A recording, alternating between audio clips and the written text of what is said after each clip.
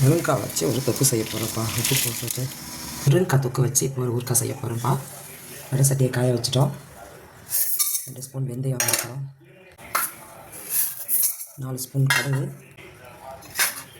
2 சொட்டு எண்ணெய் விட்டுட்டு பெருங்காயம், ஒரு 5 காஷ்மீரி மிளகாய், ஒரு 12 வந்து நார்மல் கார மிளகாய், 2 ஸ்பூன் கல்லுப்பு, ரெடி பண்ணி வச்ச மசாலா,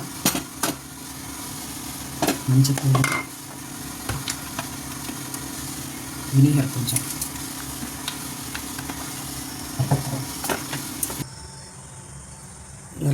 நல்லெண்ணெய் வீட்லேயே எள்ளு வாங்கி ஆடணும், நல்லா தாராளமாக ஊற்றணும்.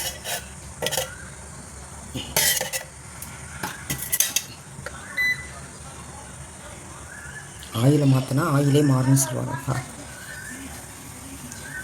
ஆயிலை நம்ம பேக்கெட்டில் வாங்கி யூஸ் பண்ணாமல் கொஞ்சம் நம்ம ஆடுற இடத்துல வாங்கணும், செக்கில் அரைக்கிற இடத்துல வாங்கணும். நம்மளே செக்கில் ஒரு இயர்லி ஒன்ஸ் 6 மாதத்துக்கு ஒருக்கா அடிக்கலாம். இதில் போய்ட்டு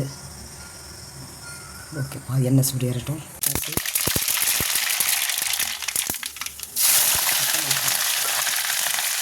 ஓகே, நல்லா கட் பண்ணி வச்சுக்கிறேன்ப்பா.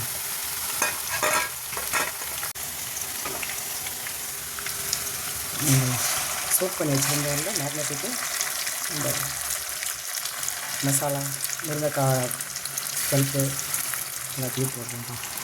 முருங்கைக்காய் ஊறுகாய் ரெடிப்பா. கொஞ்சம் ப்ரிசர்வேட்டிவ்காக கொஞ்சமாக லெமன் ஊற்றுறோம்.